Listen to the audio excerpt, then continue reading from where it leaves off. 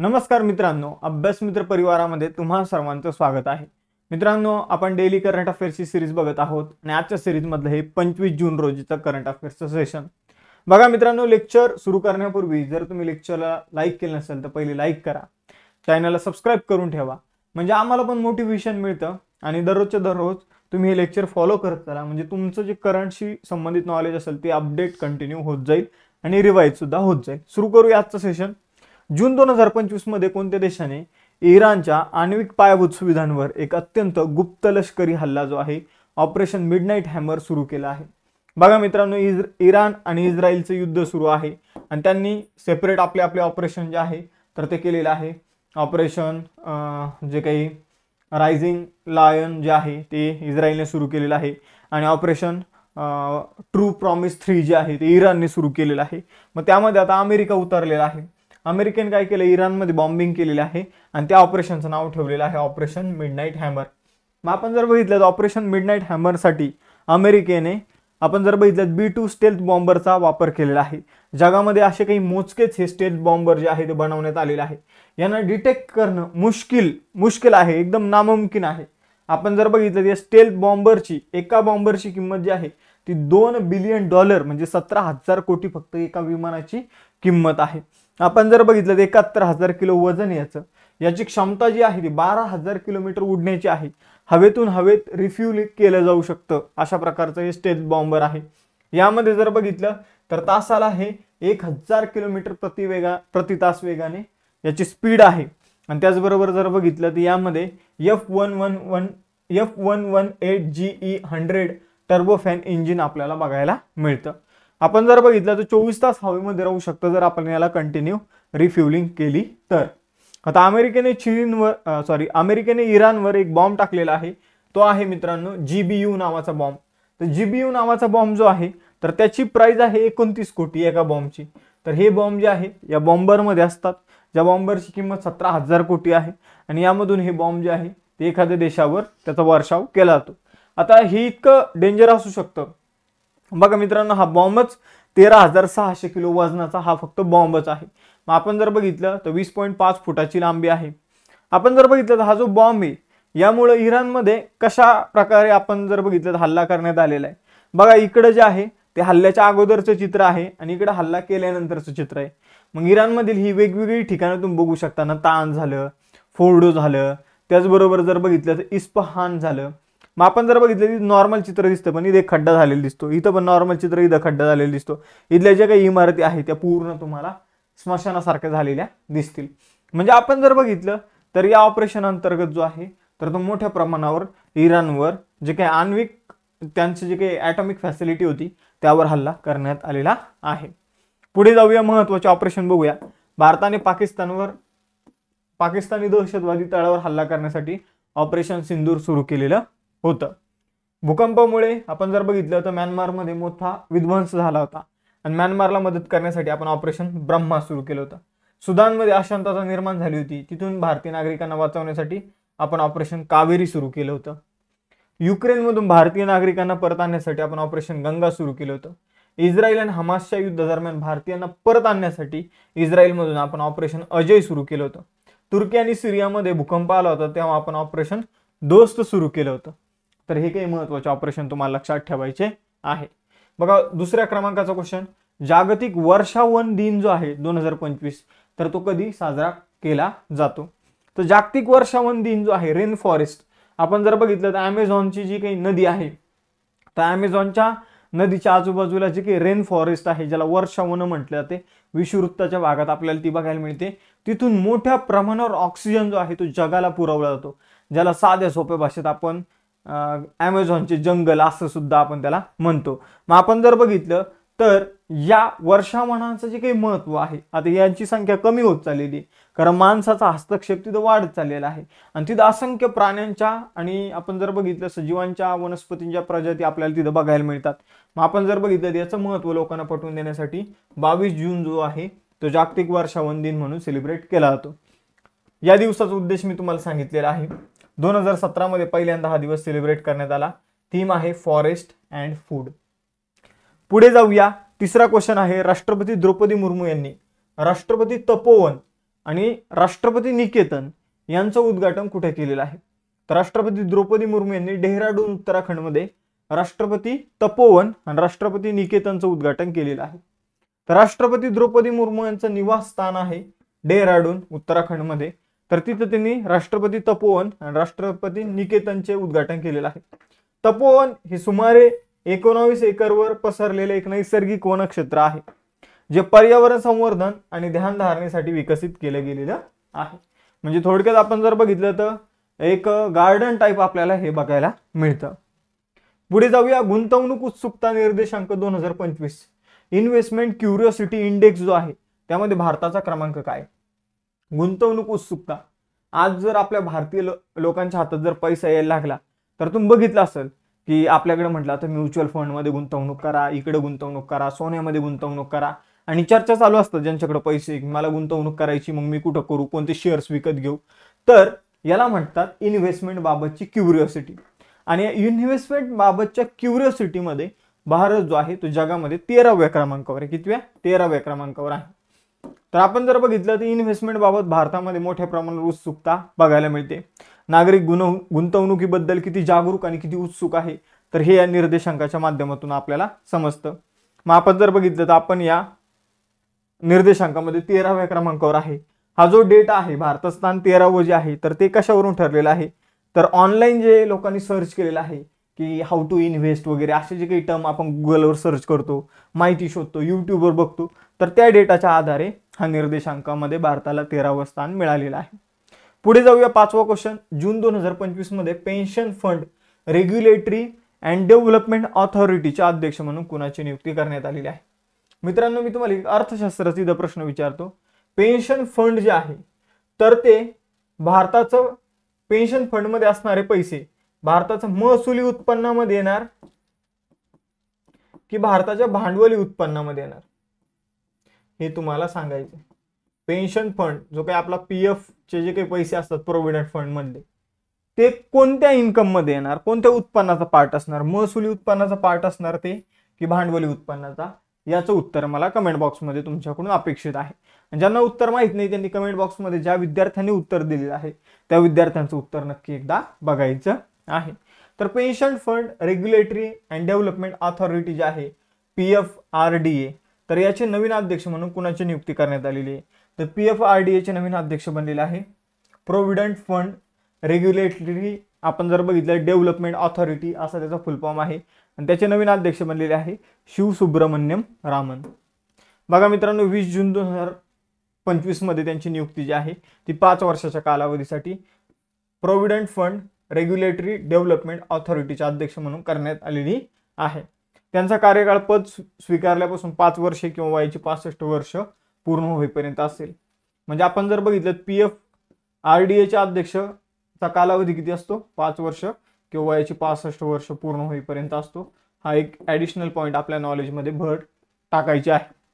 बघा, pension fund regulatory and development authority जी आहे तर ही भारतातील राष्ट्रीय पेन्शन सिस्टम जी आहे आणि इतर पेन्शन योजनांचे नियमन आणि व्यवस्थापन करण्यासाठी जबाबदार संस्था आहे. 2003 मध्ये स्थापन करण्यात आली होती. नवी दिल्लीमध्ये मुख्यालय आहे. क्वीन्स क्लब टेनिस स्पर्धा 2025चं विजेतेपद कोणी जिंकलेलं आहे? तर क्वीन्स क्लब टेनिस स्पर्धा जी आहे मित्रांनो ती जिंकलेली आहे कार्लोस अल्कराजने. बघा मित्रांनो, लवकरच एक टेनिसची अजून एक स्पर्धा सुरू होत आहे विम्बल्डन. तर विम्बल्डन टेनिस स्पर्धा कोणत्या मैदानावर खेळवली जाते? मैदान म्हणजे मॅटवर खेळवली जाते, ग्रास म्हणजे गवतावर खेळवली जाते की आपण म्हणूया लाल मातीवर खेळवली जाते हे तुम्ही सांगायचंय. आणि कोणत्या देशात तिचं आयोजन केलं जातं हे तुम्ही मला सांगायचं आहे. सर्च करा. बघा, ऑस्ट्रेलियन ओपनवर प्रश्न येऊन गेलेला आहे ग्रुप सीला, म्हणजे टेनिसच्या स्पर्धांवर प्रश्न विचारला जातो. कार्लोस अल्कराजने क्वीन क्लब टेनिस स्पर्धा जिंकलेली आहे. आपण जर बघितलं तर कार्लोस अल्कराज जो आहे तो स्पेनचा एक टेनिसपटू आहे. मग आपण जर बघितलं त्याने ही स्पर्धा जिंकलेली आहे. अलीकडे त्याने चेक प्रजासत्ताकच्या जिरी लेहकाला याला हरवलेलं आहे. त्याचं हे दुसरं क्वीन्स क्लब विजेतेपद आहे. 2025च्या हंगामामध्ये त्यांनी 5वी टेनिस स्पर्धा जिंकलेली आहे. मित्रांनो, पुढे जाण्या अगोदर एक महत्त्वाचं नोटिफिकेशन तुम्हाला द्यायचंय. ते म्हणजे असं की 30 जून पासून आपले कंबाईन फाउंडेशन बॅच राज्यसेवा foundation batch, Vijayshree foundation batch आणि ग्रुप सी साठी मेन्शी यशोदय बॅच या सगळ्या बॅचेसच्या फी जी आहे त्या वाढणार आहे. आपली फीस दुसऱ्या क्लासेस सारखी 35,000, 50,000, 20,000, 25,000 अशी नाहीये, नाममात्र फी आहे. पण या बॅचेसचे ॲडमिशन जे आहे ते आता फुल होत आलेले आहे. आम्ही सुरुवातीचे 100 विद्यार्थ्यांसाठी डिस्काउंट ठेवलं होतं, तर कंबाईनचे ते ॲडमिशन फुलच झालेले आहे असं समजून घ्या तुम्ही. पण बाकीच्या बॅचेसचे ॲडमिशन सुद्धा फुल होत आलेले आहे. जर तुम्हाला प्रवेश मिळवायचा असेल तर लवकरात लवकर तुम्ही तुमचं इथं प्रवेश मिळवू शकता. यामध्ये फाउंडेशन बॅचेसमध्ये 21,000 PYQची बॅच तुम्हाला फ्री ऑफ कॉस्ट दिली जाणार आहे. PDF नोट्स असणार आहे सगळ्या बॅचमध्ये, टेस्ट सिरीज असणार आहे. त्याचबरोबर जर बघितलं तर फाउंडेशन बॅचमध्ये बेसिक काय असणार आहे, राज्यसेवेमध्ये NCERT स्टेट बोर्ड, कंबाईनमध्ये स्टेट बोर्डची लेक्चर तुम्हाला बघायला मिळणार आहे. नोट्स पण असणार आहे, ठीक आहे, सगळ्या बॅचेसमध्ये. तर अतिशय महत्त्वाची बॅच आहे. राज्यसेवेच्या बॅचमध्ये आन्सर रायटिंग आपण सुरू केलेलं आहे. त्याचबरोबर 1 तारखेपासून आपण नवीन बॅच सुरू करत आहोत. कंबाईन पूर्व परीक्षेसाठी आपण विजेता बॅच 1, त्याचबरोबर जर बघितलं तर राज्यसेवा पूर्व परीक्षेसाठी विजयश्री बॅच 2 आणि राज्यसेवेसाठी यशस्वी टेस्ट सिरीज. ही जी टेस्ट सिरीज असणार आहे, ज्या काही आपल्या राज्यसेवेच्या बॅचेस आहे, विजयश्री बॅच, फाउंडेशन बॅच, विजयश्री बॅच 1, त्यामध्ये तुम्हाला उपलब्ध करून दिली जाणार आहे. सेपरेट घ्यायची कुणाला गरज नाही. 21,000 PYQची सेपरेट बॅच आहे, तुम्ही ही सेपरेट घेऊ शकता किंवा फाउंडेशन बॅचेसमध्ये तुम्हाला हे मिळून जाईल. भूगोल ऑप्शनलचे लेक्चर सुरू झालेले आहे मित्रांनो, तुम्ही ती बॅच जॉईन करू शकता. त्यामधून तुमची भूगोल ऑप्शनलची तयारी हर्षली मॅडम एकदम परफेक्ट करून घेणार आहे. तर यासाठी तुम्हाला आपलं ॲप्लिकेशन डाउनलोड करायचं आहे. कोणती बॅच जॉईन करण्या अगोदर मी जी प्रोसेस सांगतो ती ऐका, कारण तुमचे इथे पैसे वाचणार आहे. तुम्हाला काय करायचं आहे, पहिले बॅच इथं सिलेक्ट करायची आहे. बॅचवर क्लिक केलं की बॅचचे वैशिष्ट्य येईल. अजून थोडं खाली स्क्रोल करा, तिथं ऑप्शन असेल have a coupon code apply here, आणि तिथं CJ लाईव्ह नावाचं कुपन कोड टाका. तुम्हाला फीमध्ये डिस्काउंट झालेलं बघायला मिळेल. ठीक आहे, तर मग जाऊया आता पुढं. या बॅचेसमध्ये स्पेसिफिक टाइम टेबल आहे, या टाइम टेबलनुसार आपले लेक्चर सुरू आहेत. पुढे जाऊया. या नोट्स तुम्हाला बॅचेसमध्ये दिल्या जाणार आहे. 7वा क्वेश्चन बघूया आता. गुजरातमध्ये क्वीन्स युनिव्हर्सिटी बेलाफास्ट गिफ्ट सिटीच्या कॅम्पसचं पहिले डीन म्हणून कुणाची नियुक्ती करण्यात आलेली आहे. पहिले प्रश्न समजून घेऊया. गुजरातमध्ये गिफ्ट सिटी बनवली जात आहे. या गिफ्ट सिटीमध्ये वेगवेगळ्या IT कंपन्या, महत्त्वाच्या युनिव्हर्सिटी सगळ्यांना इथं बोलवलं जात आहे. मग आपण जर बघितलं तर UK मध्ये, आयर्लंडमध्ये एक फेमस युनिव्हर्सिटी आहे क्वीन्स युनिव्हर्सिटी बेलाफास्ट. तर क्वीन्स युनिव्हर्सिटी बेलफास्टने आपला जो काही एक कॅम्पस आहे या गिफ्ट सिटीमध्ये ओपन केलेला आहे. आणि मग या कॅम्पसचे किंवा या ब्रांच, या शाखेचे पहिले डीन कोण बनले आहे, तर या पहिल्या शाखेचे आपण जर बघितलं क्वीन्स युनिव्हर्सिटी बेलफास्टच्या, ते बनलेले आहे प्रोफेसर M सतीश कुमार. लक्षात ठेवायचं आहे नाव. क्वीन्स युनिव्हर्सिटी बेलफास्टने गुजरातमध्ये गिफ्ट सिटी येथे पहिले आंतरराष्ट्रीय कॅम्पस स्थापन करण्याची घोषणा केली आहे. प्रोफेसर M सतीश कुमार जे आहे तर ते QUBच्या म्हणजे क्वीन्स युनिव्हर्सिटी बेलफास्टच्या गिफ्ट सिटी कॅम्पसचे पहिले डीन म्हणून नियुक्ती त्यांची करण्यात आलेली आहे. तर युनायटेड किंगडम मधली ही युनिव्हर्सिटी आहे. 1845 ची स्थापना आहे. मुख्यालय आहे बेलफास्ट, आयर्लंडमध्ये. पुढे जाऊया. 8वा क्वेश्चन.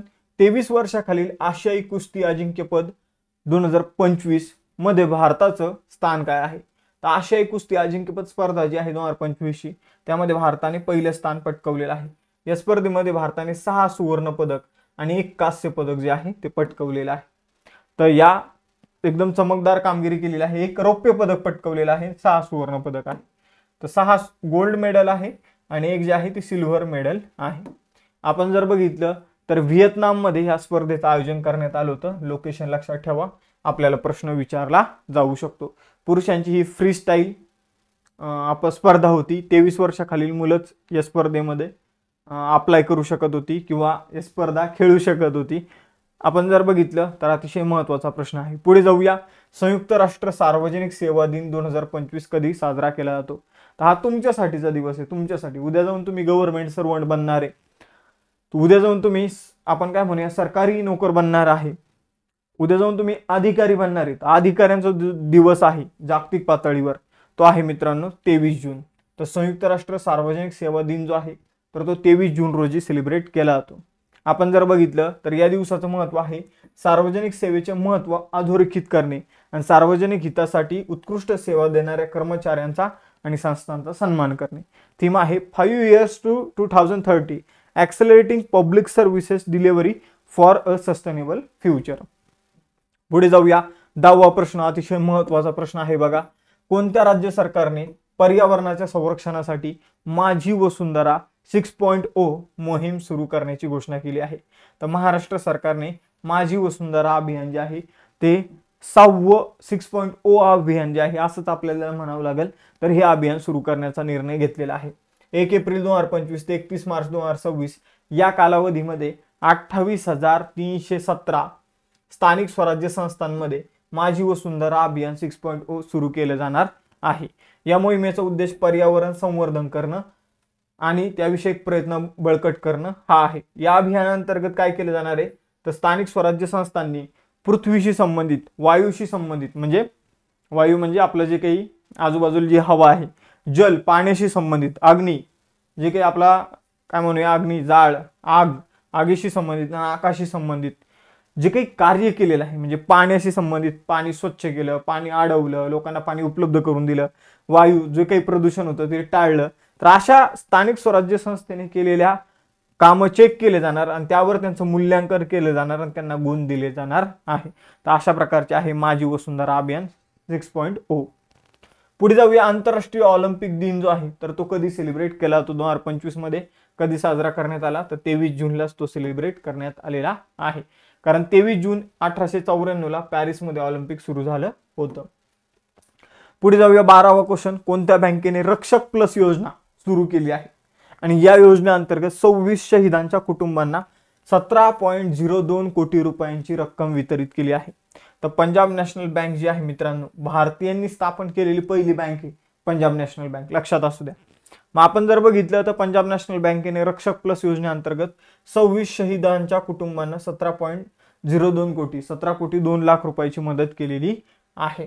ती रक्कम त्या शहीद जवानांच्या कुटुंबांना काय करण्यात आलेली, वितरित करण्यात आलेली आहे.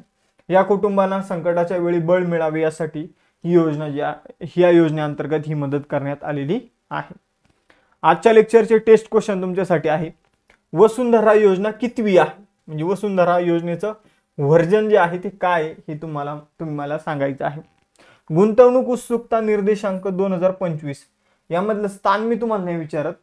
हा निर्देशांक जो आहे, ठीक आहे, तर तो कशाच्या आधारावर काढला जातो?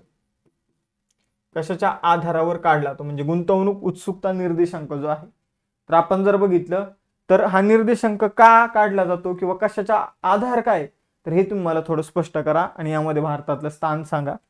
आणि B2 बॉम्बर कोणत्या देशाचा आहे हे तुम्ही मला सांगायचं आहे, कारण जगातील सगळ्यात महाग विमान आहे असं आपण याला म्हणू शकतो. तर हे होते आजच्या लेक्चरचे टेस्ट क्वेश्चन. तुम्हाला जर आपली बॅच जॉईन करायची असेल तर तुम्ही CJ लाईव्ह नावाचा कुपन कोड यूज करू शकता, तुम्हाला फीजमध्ये डिस्काउंट मिळेल. टेलिग्राम चॅनल, इंस्टाचं पेज जॉईन करू शकता, कारण तुम्हाला वेळेवर लेक्चरचे नोटिफिकेशन मिळतील. लेक्चर आवडला असल्यास लेक्चर लाईक करा, चॅनलला सबस्क्राईब करायला विसरू नका. धन्यवाद. भेटूया नेक्स्ट लेक्चरमध्ये. चलो बाय बाय एव्हरीवन. जय हिंद.